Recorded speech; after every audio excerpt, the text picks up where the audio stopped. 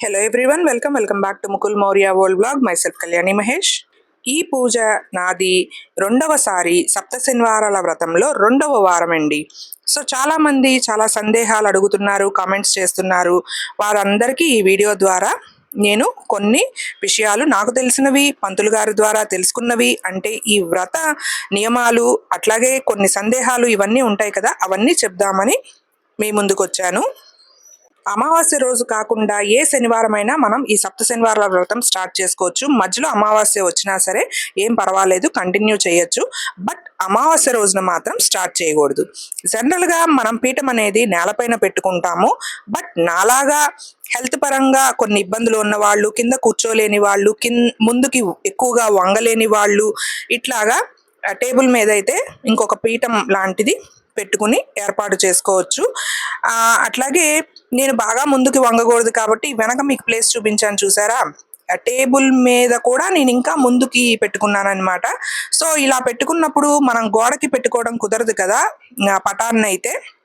మామూలుగా అయితే నేల మీద గోడకి ఆనిస్తూ ఉంటాము. సో అందుకని నేను ఈ వుడెన్ స్టాండ్ అయితే తీసుకున్నాను అనమాట. ఇది కిచెన్లో పింగాణి ప్లేట్లు లేదా రెజిన్ ఆర్ట్ చేస్తారు కదా, ఆ ఫ్రేములు పెట్టుకునేది అనమాట. సో నేను ఈ పటానికి పెట్టుకోవచ్చు అని చెప్పి తెప్పించుకుని దాన్ని శుభ్రంగా కడిగేసి పసుపు బొట్లు పెట్టేసుకుని ఆ స్వామివారి పటాన్ని అయితే ఏర్పాటు చేసుకున్నాను. మనం ఇబ్బంది పడుతూ పూజ చేయమని చెప్పలేదు ఆ దేవుడు. మనస్ఫూర్తిగా భక్తితో నియమాలు పాటిస్తూ చేస్తే చాలు. కింద కూర్చుని లేవలేని పరిస్థితిలో అట్లా ఇబ్బంది పడుతూ చేయనక్కర్లేదు. మనస్ఫూర్తిగా చక్కగా భక్తి శ్రద్ధలతో ఇలాగా టేబుల్ మీదైనా ఏర్పాటు చేసుకోవచ్చు. ఇంకా నెక్స్ట్ వచ్చేసి పంచామృతాలు అయితే అభిషేకానికి రెడీ చేసుకున్నాను. ఆవు పాలు, నెయ్యి, తేనె, పంచదార, పెరుగు. నెక్స్ట్ అలాగే పసుపు కుంకుమ అనేది తప్పకుండా మనం వ్రతంలో పీఠం పైన ఏర్పాటు చేసుకోవాలి. పీఠం పైన తెల్ల వస్త్రం అయితే వేయాలి. అలాగే పిండి ప్రమిదలు చేసి చూపిస్తున్నాను నేను ఇప్పుడు. దీనిలో బియ్య పిండి, పసుపు, కొంచెం అరటిపండు, నెయ్యి, బెల్లము, అలాగే ఆవు పాలు కలిపి ముద్దగా కలుపుకుని చేయాలి. చేసే విధానం నేను చూపిస్తాను. తర్వాత పిండి ప్రమిదలు ఏమి చేయాలి అని చాలా మందికి డౌట్ ఉంటుంది. ఆవుకైతే పెట్టచ్చు, లేదా నీళ్ళల్లో కలిపేసి ఎవరు తొక్కని చోట మొక్కలకైతే వేసేయచ్చు అనమాట. ఇలా చిన్న గ్లాస్లో ఈ పిండిని పెట్టుకుని మనం పప్పు గుత్తితో నొక్కుంటే చక్కగా ఈజీగా కుంది చాలా చక్కగా పగుళ్ళు లేకుండా వస్తుంది. ముందుగా ఈ గ్లాసుకి కొంచెం నెయ్యి కానీ నూనె కానీ రాసుకోవాలన్నమాట. నెక్స్ట్ అలాగే ఈ వ్రతం చేసే ముందు రోజు, ఆ తర్వాత రోజు బ్రహ్మచర్యం అయితే పాటించాలి. ఎందుకంటే మన భక్తి అంతా ఆ దేవుడి మీదే ఉండాలి, వేరే వైపు ధ్యాస మరలకూడదనమాట. అట్లాగే వ్రతం చేసిన రోజు మనం నేలపైన పడుకోవాలి. పడుకోలేని వాళ్ళు, ఆరోగ్యపరంగా కుదరని వాళ్ళు ఇంకా చేసేది ఏమీ లేదు కాబట్టి మంచం మీద అయితే పడుకోవచ్చు. భక్తి శ్రద్ధలు అనేవి ముఖ్యము. బట్ బ్రహ్మచర్యం మాత్రం తప్పకుండా పాటించాలి. అలాగే కొంతమందికి డౌట్ ఉంటుంది, 7 వారాలు నాన్ వెజ్ తినకూడదా అని. కాదండి, శనివారం నాడు అస్సలు తప్పకుండా నాన్ వెజ్ తినకూడదు. సాధారణంగా శనివారం మన తెలంగాణలో అయితే కొంతమంది తింటారేమో, బట్ మన ఆంధ్ర సైడ్ అయితే శనివారం అసలు మనం తినము నాన్ వెజ్ అనేది. సో బట్ ముందు రోజు మాత్రం తినకుండా ఉండటం మంచిది. ముందు రోజు నుంచే మనము పూజకి ఏర్పాట్లు చేసుకుంటూ ఉంటాం కదా, పూలు పళ్ళు తెచ్చుకోవడం, కొబ్బరికాయ తెచ్చుకోవడం, ఇల్లు శుభ్రం చేసుకోవడం, ఇట్లాంటివన్నీ. సో అందుకనే ముందు రోజు కూడా నాన్ వెజ్ తినకపోవడం చాలా మంచిది. ఇంకా సండే అంటారా, తినకపోవడమే బెటర్. బట్ ఇంకా మీ ఇష్టం అది. మామూలుగా పెద్దలు చెప్పేది ఏంటి అంటే శుక్రు, శని, ఆది ఈ 3 రోజులు బ్రహ్మచర్యం పాటించి నాన్ వెజ్ అనేది తినకూడదు అని. సో ఇంకా 7 పిండి ప్రమిదలు అయితే తప్పనిసరి, అలాగే 7 అరటిపళ్ళు తప్పనిసరి, అలాగే నల్లని ద్రాక్ష కూడా తప్పనిసరి, అలాగే 7 చిమ్లీ ఉండలు కూడా తప్పనిసరి. ఇంకా మిగిలిన మన ఇష్టం, ఇంకా వేరే ఫ్రూట్స్ అనేవి మన ఇష్టం అనమాట. ఇది మామిడి పళ్ళు సీజన్ కాబట్టి నేను 7 బంగినపల్లి మామిడి పళ్ళు కూడా పెట్టాను, స్వామివారికి నివేదించాను. చిమ్లీ ఉండలు వచ్చేసి నువ్వులు, తెల్ల నువ్వులు, బెల్లము, నేతితో చేశాననమాట. చాలా మంది నల్ల నువ్వులతో చేస్తారు. బట్ నేనెప్పుడు తెల్ల నువ్వులతోనే చేస్తాను. ఇవి కూడా 7 తప్పనిసరిగా పెట్టాలి. ఎందుకంటే శనైశ్వరుడిని కూడా మనం పూజిస్తున్నాము. శనైశ్వరుడిని పూజించాకే మనము వెంకటేశ్వర స్వామిని పూజిస్తామన్నమాట. ఈ సప్త శనివారాల ప్రాముఖ్యత ముఖ్యంగా ఇదే అనమాట. తర్వాత ఇంకా పసుపు, కుంకుమ, అక్షతలు, గంధం, పానీయంతో మామూలుగా అభిషేకం అయితే చేశాను. తర్వాత పంచామృతాల అభిషేకం అయితే చేస్తే మంచిదనమాట ఇలా చేసుకుంటే.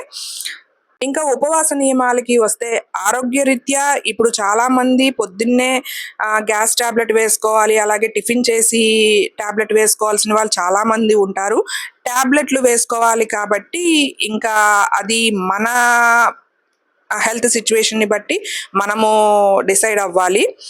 సో నేనైతే పూజ చేసేంత వరకు మాత్రం అసలు పచ్చి మంచినీళ్ళు కూడా తాగను. పూజ అయిన తర్వాత ఇంకా ఎవరిష్టం వాళ్ళది. సాధారణంగా నేనైతే పూజ చేసే వరకు మంచినీళ్ళు అయితే తాగను. పూజ అయిన తర్వాత ఇంకా ఎంతసేపు ఉండగలిగితే అంతసేపు ఉంటాను. ఇంకా తర్వాత కొంచెం దేవుడి దగ్గర పెట్టిన ప్రసాదము, లేదా కొబ్బరి నీళ్ళు, పంచామృతం, పానకం, పళ్ళు ఇవి మాత్రం తీసుకుంటాను. భోజనం, టిఫిను ఇవన్నీ ఏమీ చేయను.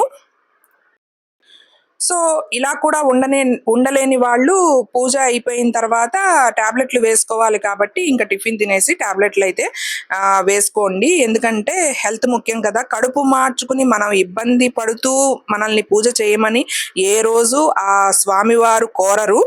సో మన హెల్త్ పరిస్థితిని బట్టి మనం చేసుకుంటూ పోవాలి భక్తి శ్రద్ధలతో. ఇంకా ఒక సిస్టర్ అడిగారు, అక్క మధ్యలో ఆటంకం వచ్చింది కదా ఆడవాళ్లకు, మరి అప్పుడు ఎలాగా అని అడిగారు. పర్వాలేదు సిస్టర్, ఆ వారం వదిలేసి నెక్స్ట్ వారం కంటిన్యూ చేయడమే, తప్పేమీ లేదు.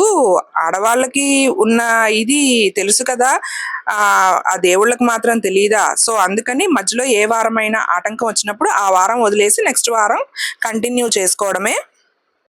చాలా మంది వడ్డీ వారం అని 8వ వారం కూడా చేస్తూ ఉంటారు. జనరల్గా పురాణాల్లో మన వ్రతం బుక్లో కూడా 7 వారాలు వ్రతం అనే ఉంది, 7 వారాలు చేయాలనే ఉంది. కానీ 8వ వారం వడ్డీ వారం అనేది ఇష్టమైన వాళ్ళు చేసుకోవచ్చు.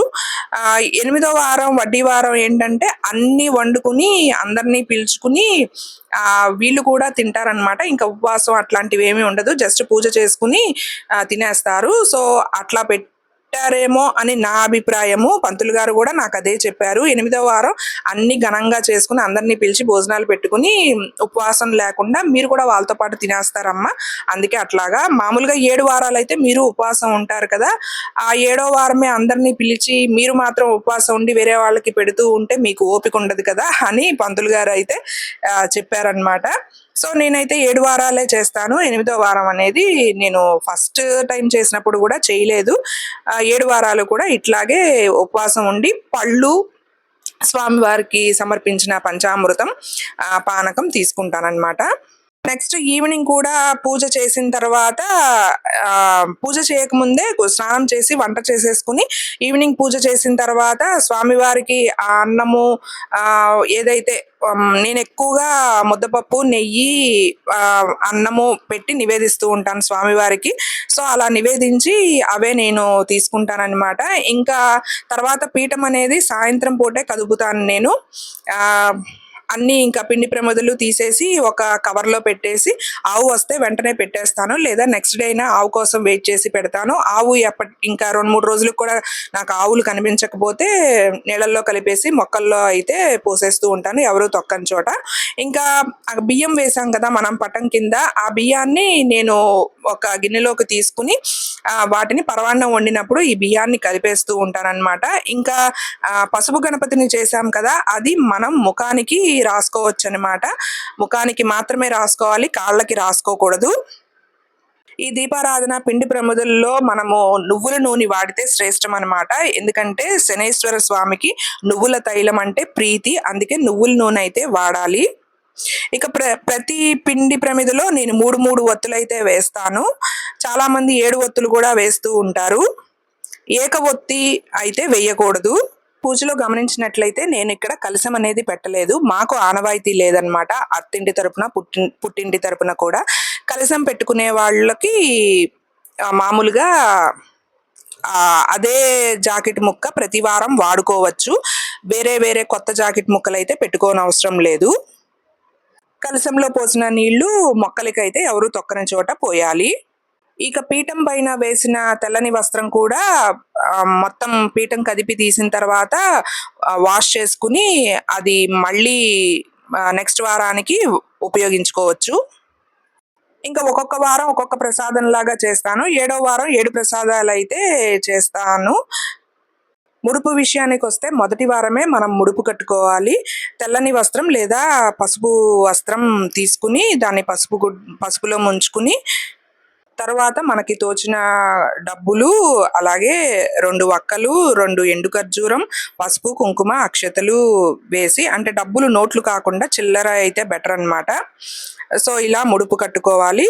అది ఫస్ట్ వారమే మనం మొక్కుకుని దేవుడి దగ్గర పెట్టుకోవాలి. ప్రతి వారం ఆ ముడుపుని పెట్టుకుని పూజ చేసుకోవాలి. మనం ఏ గుడిలో వేస్తామని మొక్కుకుంటామో అక్కడ 7 వారాలు పూర్తయ్యాక మనకి కుదిరినప్పుడు వెళ్ళి మొక్కుని తీర్చుకోవచ్చు. కలౌ శ్రీ వెంకట నాయక అని పెద్దల సూక్తి కదండి. కలియుగంలో శ్రీ వెంకటేశ్వర స్వామిని మించిన ఆరాధ్య దైవం లేదు. ఈ సప్త శనివారాల వ్రతంతో ఆయనను ఆరాధించిన వారికి శని దోషాలు తొలగి శ్రీ స్వామివారి అనుగ్రహం లభిస్తుందని సూతుడు సౌనకాది మహామునులకు వినిపించాడు. సో వారు విని ఆనందించి ఈ కలియుగమున మనకు ఈ వ్రతాన్ని ఆచరించమని ఎంతో మంది మహానుభావులు చెప్పారు. కలియుగమున శ్రీ వెంకటేశ్వర స్వామియే ప్రత్యక్ష దైవం కదండి. భక్తి శ్రద్ధలతో శ్రీ స్వామివారిని అర్చించి వ్రతాలు పూజలు ఆడంబరంగా చేసుకోవడం కన్నా మన శక్తి కొలది భక్తి శ్రద్ధలతో చేసుకుంటే చాలా మంచిది. శ్రీ వెంకటేశ్వర స్వామి వారి అనుగ్రహం మనకు కలుగుతుంది.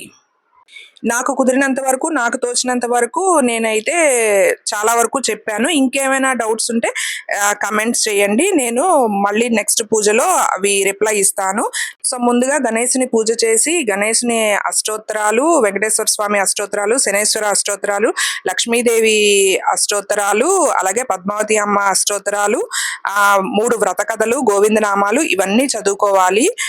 ఇక 7వ వారం పూజ పూర్తయిన తర్వాత 7 ముత్తైదువులకు మనం తాంబూలాలు అయితే ఇచ్చుకోవచ్చు కుదిరితే. అలాగే కొంతమంది 7 జంటలకు కూడా బట్టలు పెట్టి తాంబూలాలు సమర్పించి భోజనాలు అవి పెడతారు. నేనైతే ఒక జంటను మాత్రం పిలిచి భోజనం పెట్టి బట్టలు అయితే పెట్టి తాంబూలం అయితే సమర్పిస్తాను. ఇంకా ఈ విధంగా నా 2వ వారం అయితే నిర్విఘ్నంగా ఆ వినాయకుని దయ వల్ల పూర్తయింది. ఏమైనా తప్పులు ఉంటే క్షమించమని ఆ స్వామిని వేడుకొని నెక్స్ట్ వారం కూడా ఇలాగే సంపూర్ణంగా పరిపూర్ణంగా చేసుకునే శక్తినివ్వయ్యా అని ఆ స్వామి వారిని వేడుకుని పూజ అయితే పూర్తి చేశారు. Thanks for watching.